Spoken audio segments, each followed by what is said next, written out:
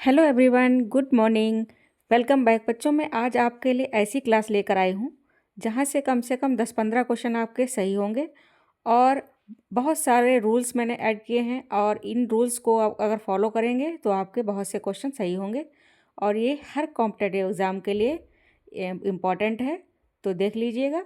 और मैं trick base पे बहुत सिंपल टाइप में आपको समझाऊंगी।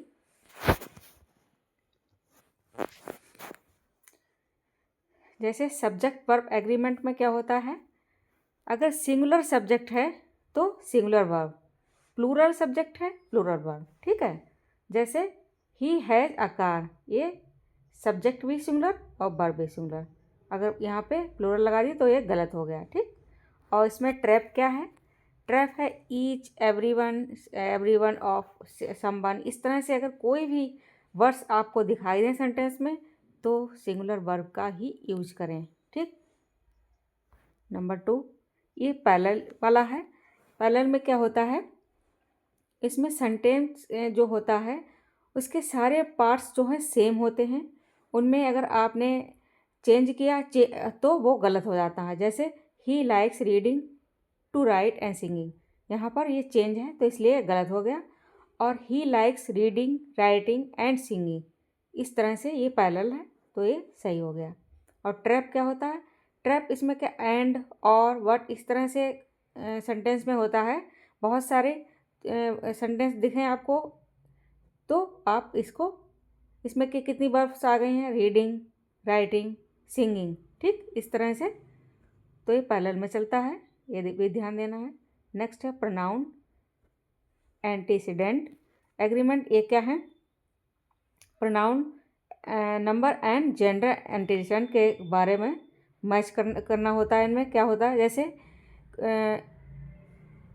एवरीवन, एवरीवन के साथ पहले से ही इनका मैच होता है कि सिंगुलर वर्ब आती है। ठीक है, इसीलिए एवरीवन फॉरगेट देयर वर्क्स, ऐसा लगता है एवरीवन बहुत सारे लोग हैं, लेकिन यहाँ पर देयर नहीं आएगा, हिज या हर आता है। ठीक, सब्जेक्ट के अकॉर्डिंग जो भी हो, लेकिन आएगा सिंगुलर ही।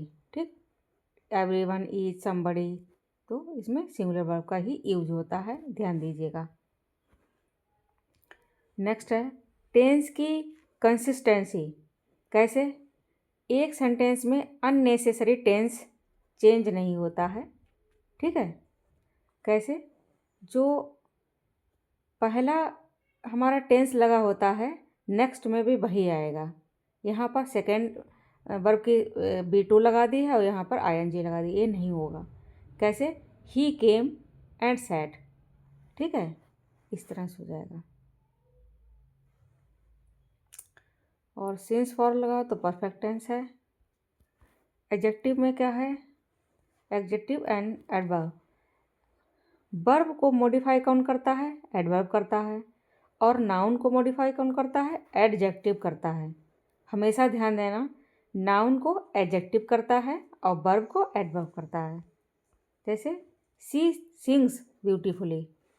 और ट्रैप क्या है, फील, लुक, सीम, कुछ ऐसे यहाँ पे एडजेक्टिव होते हैं जिनके हमें लर्न करना होता है, और कुछ दिए हैं इंपॉर्टेंट, उनको लर्न करना है आपको, इनका ध्यान देना है। ठीक है, फील एडजेक्टिव है, लुक एडजेक्टिव है, सीम एडजेक्टिव है। ठीक है, डबल नेगेटिव का यूज़ नहीं करते हैं। जैसे एक सेंटेंस में 2 नेगेटिव लगे हुए हैं तो सेंटेंस गलत हो जाएगा। जैसे I don't need no help, ये गलत हो गया क्योंकि 2 नेगेटिव आ गए हैं। ठीक, हमेशा ध्यान देना है कि 2 नेगेटिव नहीं होंगे। और अगर नो, नॉट या डोंट नहीं भी लगा है और नेगेटिव सेंटेंस है तो नेगेटिव सेंटेंस कौन सा होता है ये भी पहचानना। जैसे ये वर्ड आ गया हार्डली, स्कैर्सली, सेल्डम, अगर ये लगे हैं तो ऐसा लगता है सेंटेंस पॉजिटिव है, लेकिन ये वर्ड हमेशा नेगेटिव होते हैं। और अगर ये वर्ड लगे हैं तो आपको नॉट, नो कुछ नहीं यूज करना है क्योंकि ये खुद ही नेगेटिव हैं। ठीक, कुछ प्रपोजिशन एरर होते हैं, कुछ प्रपोजिशन ऐसे होते हैं जो फिक्स्ड होते हैं और वर्ब के साथ फिक्स्ड रहते हैं। ठीक है, और कुछ जैसे उनमें चेंज नहीं होता है। जैसे मैरिड, मैरिड क्या है, इसके साथ कभी विद नहीं आता है। इसका फिक्स प्रोपोजिशन क्या है, टू है। ठीक है, तो फिक्स प्रोपोजिशन को आपको लर्न करना है। जैसे गुड एट हुआ, फाउंड ऑफ हुआ, डिपेंड ऑन हुआ, बैड एट हुआ, इस तरह से बहुत से जो हैं फिक्स होते हैं, तो यहाँ से भी एरर आते हैं। ठीक, article base error. Article base error का ध्यान देना है कि हमें वॉवेल साउंड का ही ध्यान देना है।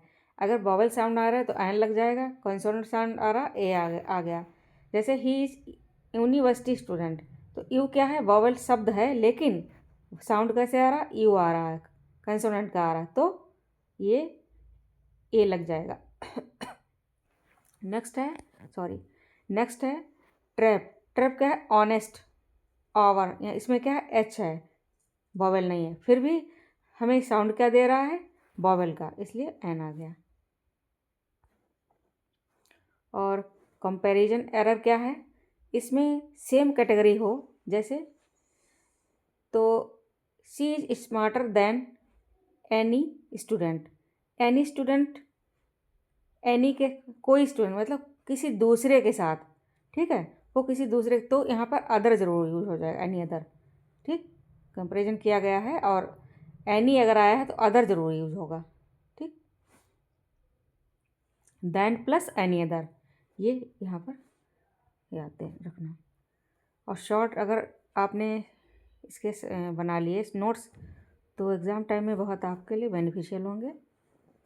कंजक्शन एरर क्या होते हैं, ऑल्दो, दो, अगर इनके ये हैं लगे हुए सेंटेंस में, तो बट लगा हो तो समझ लेना सेंटेंस गलत है। बट का यूज़ कभी नहीं होता है, और बिकॉज के साथ ऑफ, सो, इस तरह से नहीं लगता है। ठीक, जैसे although he is poor but honest, ऐसा लगता है बिल्कुल सही है, लेकिन बट नहीं लगेगा। Although he is poor he is honest, इस तरह से। नेक्स्ट है इन्फिनेटिव एंड जेरेंड। कुछ वर्ब के साथ जो हैं फिक्स्ड होती हैं, जैसे अब इन्हें हमें भी लर्न करना पड़ता है, इनके साथ फिक्स होती हैं जेरेंड। इन्जॉय के साथ हमेशा जेरेंड आएगा, अवॉइड के साथ जेरेंड आए, फिनिश के साथ जेरेंड। बहुत सारी हमारी ऐसी वर्ब हैं जिनके साथ जेरेंड यूज़ होता है, और उनको हमें लर्न करना होता है। जैसे enjoy, he enjoys to play, नहीं, ही इन्जॉयज़ प्लेइंग। ठीक है, इस तरह से यहाँ से भी बहुत एरर बनते हैं।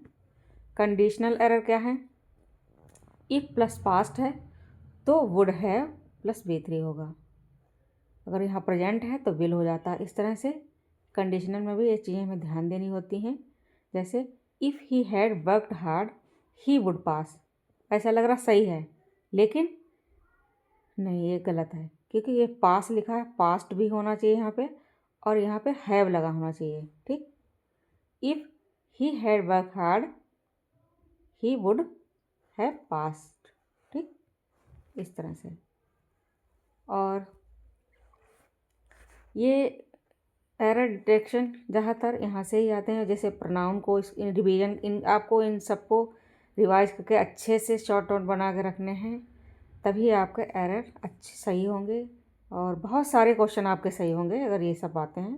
जैसे प्रोनाउन एरर, और subject, verb, tense, preposition, adjective, conjunction, structure, transformation, यहाँ से एरर बनते ही हैं।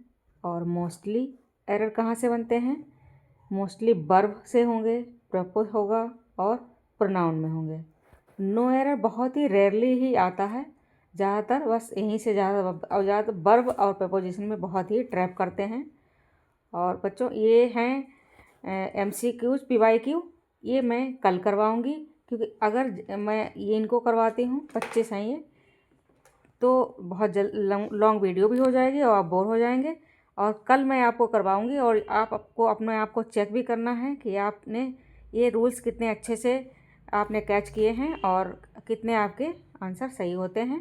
ठीक है, तो मिलती हूँ नेक्स्ट वीडियो में। कल मैं PYQ लेकर आऊँगी।